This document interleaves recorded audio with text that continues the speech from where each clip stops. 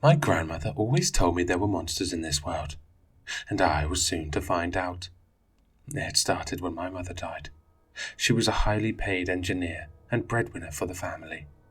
My stay-at-home dad had to get a job as a cashier at the local Walmart, and I soon dropped out of high school to do the same. We sold the house in a bad turn of the market, and when all this was said and done, we had enough to buy a trailer and a small plot of land to go with it. It was the most liberating thing in my life. I used to lay around in my bed on my phone, worrying if I had the right designer purse. Now I would spend nights in front of a campfire on our little lot of land, drinking cheap rum with my father. There are no grades, no college applications, no proms. It was getting blackout drunk and finding out I hooked up with some guy in a neighboring lot, and then puking my guts out and trying to get half sober for my next shift. It was hard to worry about the amount of drinking I was doing. This was a meth country, and the thought it's just alcohol could quiet any voice in the back of my head. And if that ever failed, there was always more drink. I bet most of my classmates would find 100 reasons to be miserable living here, but I liked it. I dreamt one day I could take this show on the road, but for now, things were as good as they could be. At least until I got suspicious. It started innocently enough. While Dad was out, I was digging through some boxes we had in the corner. I don't even remember what I was looking for anymore. I opened a box, and in it, on top of some torn clothing, was jewelry. Cheap Walmart stuff, clearly worn, no tags. These were nothing my mother would ever have worn. She liked small, expensive pieces, not large copper bracelets. I also hadn't seen my father be with anyone who would wear these. He never brought anyone home to the RV. Aside from finding them, or maybe winning them in a card game, I could possibly not imagine why we would have these. I started looking at the clothing next. They were women's clothing, laundered and neatly folded, but a few looked like a washing machine didn't like them on a personal level. One blouse had it particularly bad, almost in shreds. Maybe something you would imagine from an industrial accident.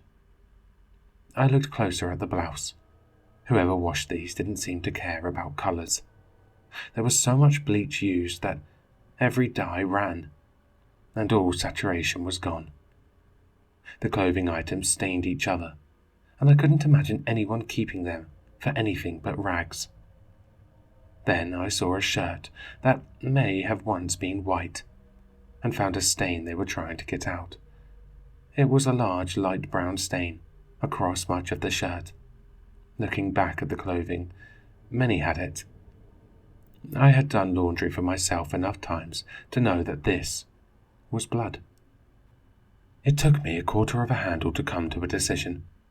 I was just going to confront my father and find out what was going on. There was probably a perfectly good explanation for this. Maybe he took it home after getting deer blood on someone's laundry, promising to get the stains out, and hid them when instead of cleaning, he destroyed it. When he got home from his shift, I let him get 2 drinks in before holding out the bracelets in my hand. Do you know what these are? My father wasn't a man of many skills, and lying was also not one of them. No. Some bracelets? I have never seen them. His pupils were narrow, and his hands were slightly shaking. I found them in the camper. Oh, that. He scanned around with his eyes. I bought a blind box at an estate sale. I was hoping to resell it. It turned out to be garbage. I should have gave that guy a piece of my mind. He told me there was at least $100 worth of stuff in there. Oh, I said, walking away. I guess I will just keep them. I thought they weren't your style. Oh, I don't know. I think they would make me fit in better with the rest of the trailer crowd. I wasn't going to wear them. Bad enough my fingerprints were now all over that stuff. I considered calling the cops, but I didn't know to what end. I watched my dad get drunk extra fast that night and walk off to his bed. I stayed up most of the night trying to think of what to do next. Every time I thought I had a coherent thought, it led me back to my mother. I never properly grieved for her.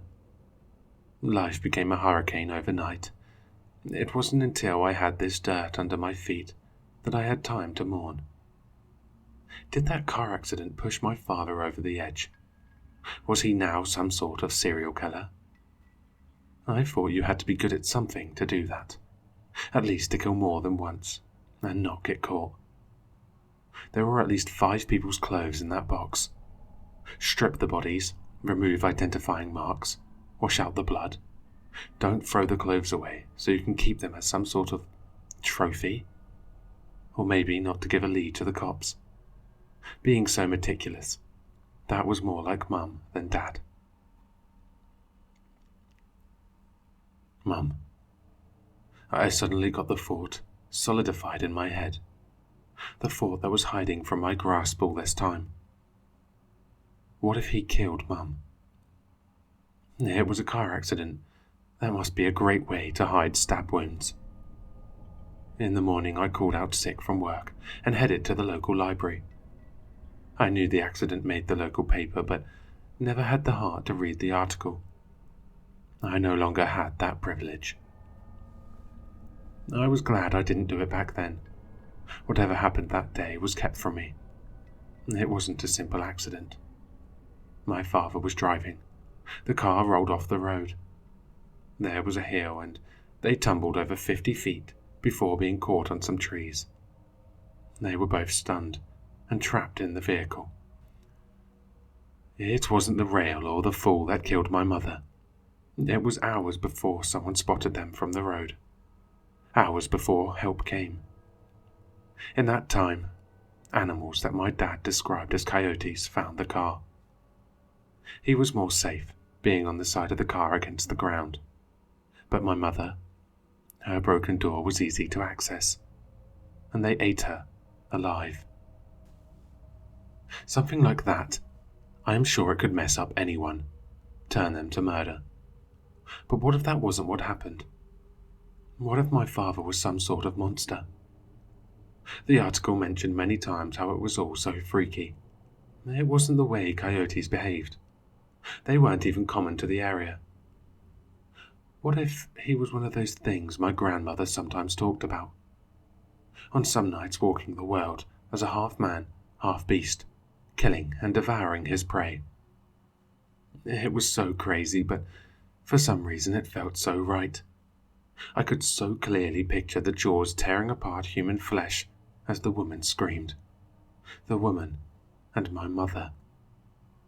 It was like there was no other answer. Like my grandmother was trying to warn me with her stories.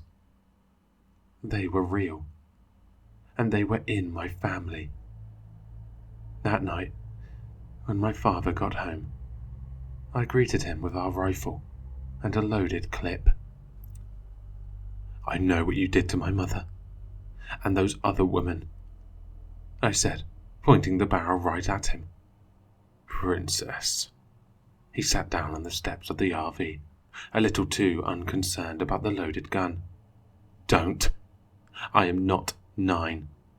Tell me. Tell me. I need to know. You killed them."